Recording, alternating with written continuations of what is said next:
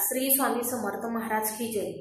प्रार्थनेतील शक्ती काय असते आणि आपण कोणत्याही देवाची प्रार्थना करतो तर ती देवापर्यंत पोहोचते का?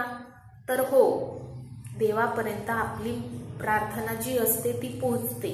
मग प्रार्थना म्हणजे काय? तर जे शब्द परमेश्वरापर्यंत पोहोचतात त्याला प्रार्थना म्हणतात। मग तुम्ही ही प्रार्थना घरी पण करू शकतात, पण ती मनापासून करावी। तुम्ही एक माळ जप जरी केली पण त्या माळ जप करताना जर तुमचं इकडे तिकडे मन भटकत असेल मग ती प्रार्थना होणार नाही। तुम्ही एकच माळ श्री स्वामी समर्थ महाराजांची करा, पण पूर्ण स्वामींच्याच ध्यान त्यामध्ये ठेवा। डोळे बंद करून स्वामींचंच नामस्मरण, स्वामींचंच ध्यास, स्वामींचीच मूर्ती जर लक्षात आणली तर ते जे काही तुम्ही एक माळ जप केले असेल, 5 मिनिटं स्वामींचं नामजप केलं असेल तर ते जे शब्द आहेत ते परमेश्वरापर्यंत, आपल्या स्वामींपर्यंत पोहोचतात, म्हणजेच ती प्रार्थना। मग यावरून मी एक तुम्हाला बोधकथा सांगणार आहे। बघा, अमेरिका जो देश आहे, जसे बाकीचे देश आहेत, त्यांनी विज्ञानाच्या मदतीने खूप काही प्रगती केली। मग विज्ञानाच्या आधाराने खूप संशोधन सुद्धा केली आहेत। त्यामुळेच आज मनुष्य जो आहे तो उंच उंच आकाशात सुद्धा उडत आहे, किंवा जे काही चंद्रयान आहे, मंगळयान आहे, ते तो चंद्रावर जाऊन सुद्धा आला आहे। मग उंच उंच आकाशात आणि खोल खोल समुद्रात सुद्धा मनुष्य जाऊन पोहोचलेले आहे। चंद्रावर सुद्धा माणसे जाऊन आली आहेत। चंद्रावर अंतरिक्ष यानातून जावे लागते। ही जी काही अवकाश याने आहेत ती निरनिराळ्या प्रकारची असतात। मग एकदा अपोलो 13 हे जे यान होतं ते अवकाशयान चंद्रावर गेले होते। तेव्हा तिथून परतताना त्यात काही बिघाड झालेला होता। मग तो बिघाड निर्माण झाल्यावर वेगवेगळ्या यंत्राद्वारे जे काही तिथे यानामध्ये बसलेले लोक असतात, अंतरिक्ष असतात, ते पृथ्वीशी संपर्क साधतात। पण वेगवेगळ्या यंत्राद्वारे जी पृथ्वीशी संपर्क साधण्यासाठी जी यंत्र होती त्यामध्ये बिघाड झाला, म्हणून पृथ्वीशी जो काही संबंध होता, संपर्क होता, तो तुटला। त्यात असलेले जे काही 3 अवकाशयान अंतराळवीर होते त्यांचे जे प्राण होते ते धोक्यात होते। का? कारण पृथ्वीशी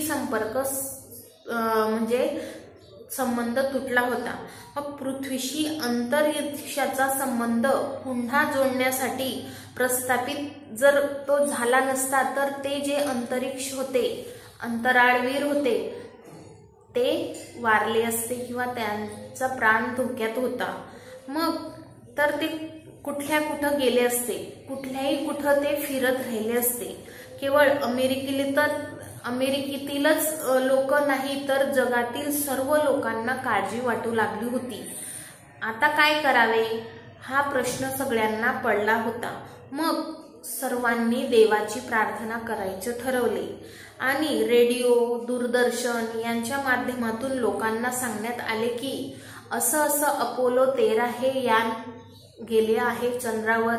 तिथल्या अंतराळवीर जे आहेत त्यांचा पृथ्वीशी संपर्क तुटला आहे, म्हणून तुम्ही सर्वांनी देवाजवळ प्रार्थना करा की ते जे अंतराळवीर आहेत, ते यान आहे, ते सुखरूप पृथ्वीवर येऊ द्या, अशी तुम्ही प्रार्थना करा। अशी सर्व रेडिओ, दूरदर्शनच्या माध्यमातून बातमी देण्यात आली।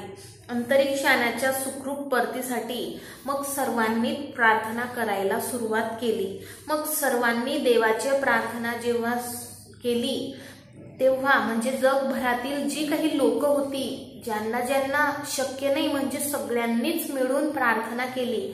मग त्याने काय झाले, देवाची प्रार्थना केली आणि ती प्रार्थना देवापर्यंत पोहोचली आणि त्या अंतराळवीरातले ते जे काही वीर होते त्यांचे प्राण वाचले।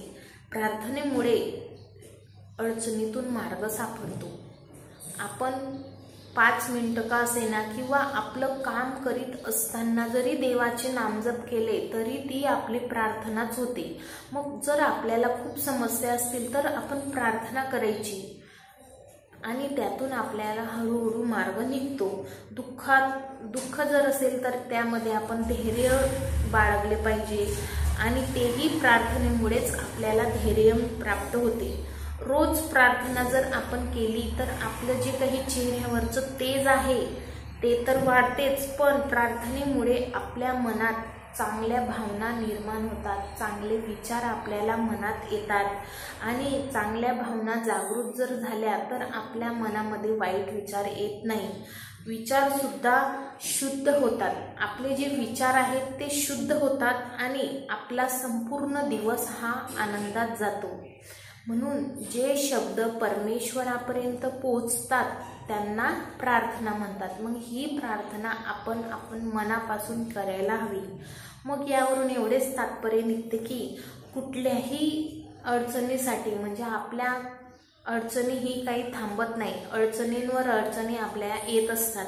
तर मग जी काही समस्या असते त्या समस्येकरिता जर आपण प्रार्थना केली तर ती प्रार्थना मनापासून जर केली तर ती देवापर्यंत नक्कीच पोचते आणि आपण जीही काही प्रार्थना करतो ती वाया जात नाही.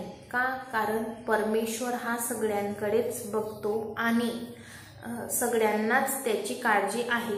मग तो गरीब असो की श्रीमंत असो, सगळ्यांनाच परमेश्वराची काळजी आहे. फक्त आपली जी काही आहे हाक मारण्याची किंवा आपण ते प्रार्थना करण्याची जी काही आपल्यामध्ये जाणीव आहे ती असली पाहिजे.